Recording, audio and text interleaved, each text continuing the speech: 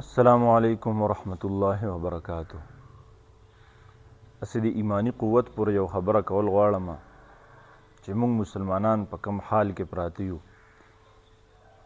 بیګا د ماسخوتن مونځ چې څه ټایم کې وشو زه راووتم د روډ ته مې وکتلو نو ډېر مخلوق ولاړ و. زموږ په دې کلي کې سکرین لګېدلی و، دنیا مخلوق وله راغلی و.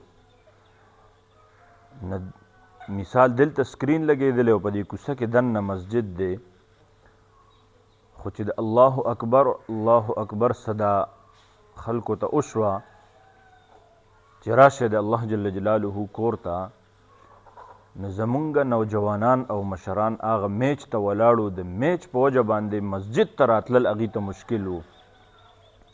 او هغه میچ و چې هغه پاکستان وبیلو. موږ ته پته د معمول داسې را روان دی،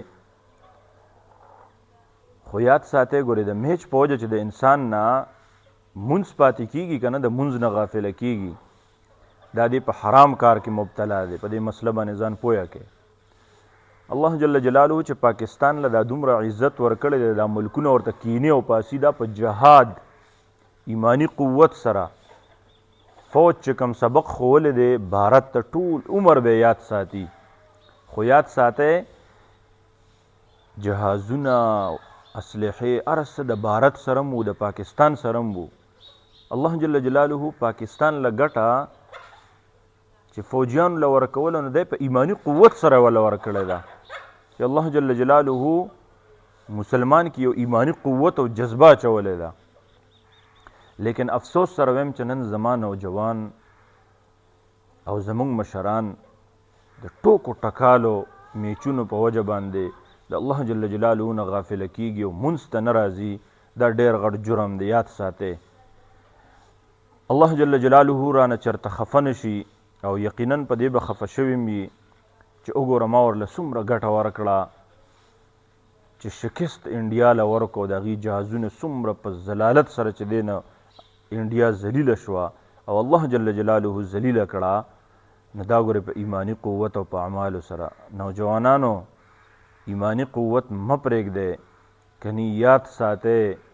تاسو وګورئ انډیا څومره د محسن نقوي نه هغه ټراپي هم نه اخیسته وي، دومره خو ورله دومره خو هغې مونږ ته ناست دي چې زمونږ هغه یعنې بې عزتۍ ته تاسو بیا هم خپل د ټوکو ټکالو په وجه باندې د خپل دین چې کوم تاسو ته وایي هغه پرېږدئ.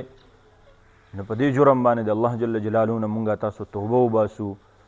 او یاد ساتئ انډیا د ذهن کې دا کی دی او اسرائیلو مو چې مونږ خپل سرونو ورکولو ته تیار یو د اسلام د دین دپاره. دې نه خوشحالېږي، دا خو ټوکې ټکالې دي او زموږ نوجوان نسل په دې ټوکو ټکالو کې چې کوم دی نه اخته دی. ایمانی قوت جوړ کړئ، رب سره تعلق جوړ کړئ، کنی یقینا هغې داسې په نشانه بازۍ باندې ناست دي چې ړومبی هدف پاکستان دی، د پاکستان مسلمانان. لیکن افسوس سره بیا وایم چې د میچ په وجه باندې مونځ پرېښودل د امامتۍ دا ډېر لوی جرم دی او رب به زموږ نه په دې باندې خفه شوي چې بله ورځ مې وله ګټه ورکړه او نن چې کوم دی یو ټوکو ټکالو ته دی ولاړ دی او زما کور ته هم نه ځي. یاد ساتئ دا جرم دی او جرم دی، او په دې جرم کې چې کوم خلک شامل وي یاد ساتئ هغې دې هم استغفار وکړي.